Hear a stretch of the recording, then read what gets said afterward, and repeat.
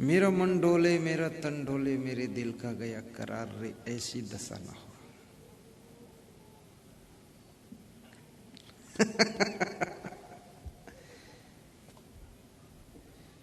मेरा मन डोले मेरा तन डोले मेरे दिल का गया करार रे, कौन चलावे साइकिलिया। गा दूं? हैं? पूरी कहानी सुनो, अच्छा लगेगा आपको। हाँ, थोड़ा फिल्मी वाले से मेल तेल खा जाए तो आपको। ये फिल्मी वाले कोई एक दो चार साधु हो जाए तो बहुत विकास होगा, लेकिन वो पूरे मेहर कुल्ला है, साधु वाधु कुछ नहीं होगा। होगा तो जितना साधु उसको भी बिगाड़ देगा, रातों रात फाइनल कर देगा। बहुत नालायक है।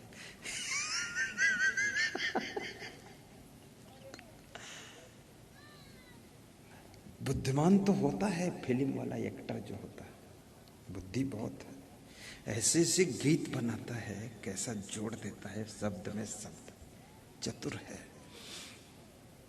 ऐसे दो तीन हीरो है मेरा भक्त, उसको बोलता हूं तो साधु बनेगा तो हाथ जोड़ता। तो हमने कहा यही तिकड़म बनाता रहेगा। बोले बस इसी में आपकी भक्ति करूंगा। एक नवयुवक साइकिल से जा रहा है और गीत गा रहा है। क्या?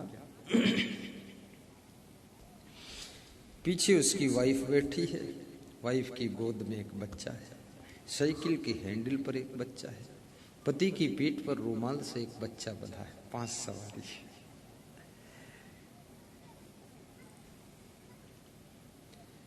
बहुत लोग सोचते हैं कि इतना हमारे 5 बच्चे हो गए तो शर्म लगती। लोग शर्माने की जरूरत नहीं। धृतराष्ट्र के 100 पुत्र थे, कीचक के 100 भाई थे, राजा सगर के 60,000 पुत्र थे, रावण के 1 लाख पूत 1.25 लाख नाती थे। अब सोचो, यदि तुम्हारे 60 पुत्र हो जाए तो भी जाता नहीं। पर सरकार समझा रही है कि हम 2 हमारे 2।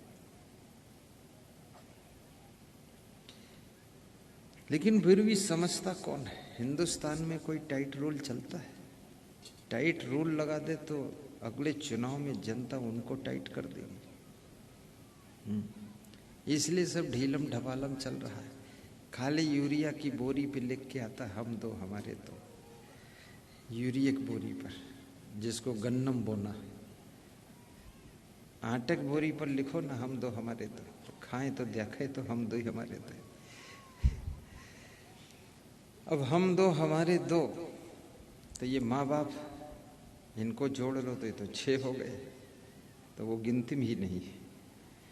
माँ बाप काउंटिंग से बाहर है, और माँ बाप मानते हैं ये सब घर मेरा है, परिवार मेरा है। उनका पता ही नहीं तुम गिनती से बाहर हो चुके। हम तो हमारे 2 रह गए। और वास्तव में जनसंख्या पर नियंत्रण यदि हो तो राष्ट्र का जो कानून हो सबके लिए एक होना चाहिए। हम 2 हमारे 2 हो, चाहे हम 2 हमारे 4 हो, लेकिन सबके लिए, चाहे हिंदू हो, मुस्लिम हो, सिख हो, ईसाई हो, यहूदी हो, पारसी हो, कोई भी हो, सबके लिए कंट्रोल। फिर अच्छी संतान पैदा करो। ये सब कीड़े मकोड़े की तरह पैदा कर रहे हो, चोर चंडाल लफंगे। ना संस्कार दे पा रहे हो, ना कोई गुण उनको सिखा पा रहे हो। ऐसी संतान से क्या फायदा? कितने माँ बाप अपने बच्चों को तो बैठना उठना भी सिखा नहीं पाते, और सिखाएंगे क्या? उनको खुद ही नहीं आता बैठना उठना। किसके सामने खड़े हो जाना चाहिए, किसके सामने हाथ जोड़ लेना चाहिए, और किसके सामने नमस्कार करना चाहिए, और किसके पैर छूना चाहिए, और कहाँ पर नम्रता से निवेदन करना चाहिए, कुछ भी ज्ञान नहीं। माता पिता भी उसी मॉडल के, बेटे बेटी भी उसी मॉडल के। और सभ्यता विहीन, संस्कार विहीन मनुष्य पशु पक्षी से ज्यादा गिरा हुआ होता है। जिसमें संस्कार नहीं है वो दो पैर का जानवर है दो पैर पर जानवर है। और संस्कार से विभूषित नर नारी वो देवी और देवता से कम नहीं होता है, देवी और देवता से कम नहीं होता है।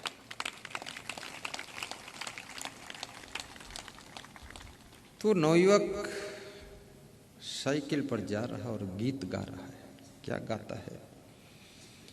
मेरा मन डोले, मेरा तन डोले, मेरे दिल का गया करार रे, कौन चलावे साइकिलिया, मेरा मन डोले, मेरा तन डोले, बहुत अच्छा, दिल का गया करार रे, कौन चलावे साइकिलिया। ये गीत सुनकर के उसकी पत्नी आश्चर्य में डूब गई। 3 बच्चे हैं, मैं हूँ, खुद बैठे 5 सवारी है और इसका मन डोल गया, तन डोल गया, दिल का करार चला गया, तो साइकिल कौन संभालेगा?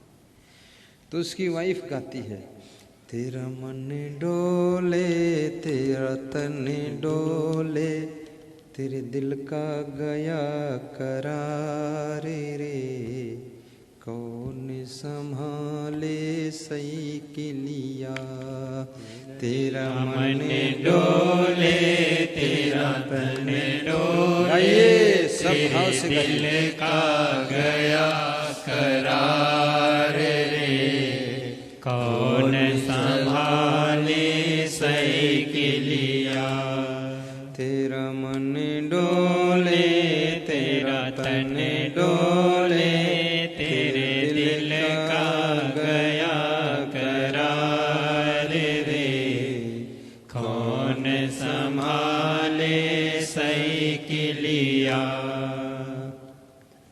पत्नी समझाती है, हे पति देव, तेरा मन डोल गया, तन डोल गया, तेरे दिल का करार भी चला गया, तो साइकिल कौन संभालेगा? लेकिन वो पति जिद्दी स्वभाव का है, वो कहता है कि मैं तो गाऊंगा यही गीत।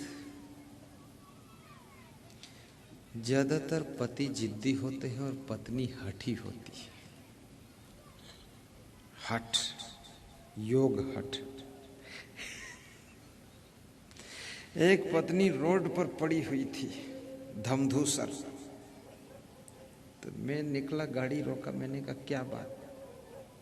तो उसका पति बोला, मनाता हूं, मानती नहीं, नाराज हो गई है, रोड पर पड़ी है। तो हमने कहा तुम अपनी साइकिल लेकर यहां से चले जाओ, 3 घंटे बाद आना, ये यहाँ मिलेगी नहीं, तुमसे पहले घर पहुंच जाएगी, तुम खुद है बौड़म आदमी।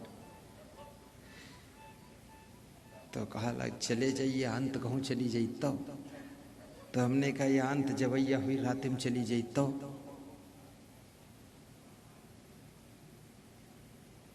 कहीं मोह छोड़ता ही नहीं है। तो हम कहें ये जो रोड पर पड़ी है, इतनी बेइज्जती हो रही है। कभी भी ऐसी परिस्थिति मत पैदा कीजिए कि रोड पर ये तांडव दिखाई दे। सभ्य महिला बनो, सुशील पुरुष बनो, और यदि पत्नी कभी किसी बात पर हट कर देती है तो तुम सरल हो जाना, और पति कहीं जिद कर देता है तो तुम विनम्र हो जाना, ताकि घर में कोई टकराव न होने पाए।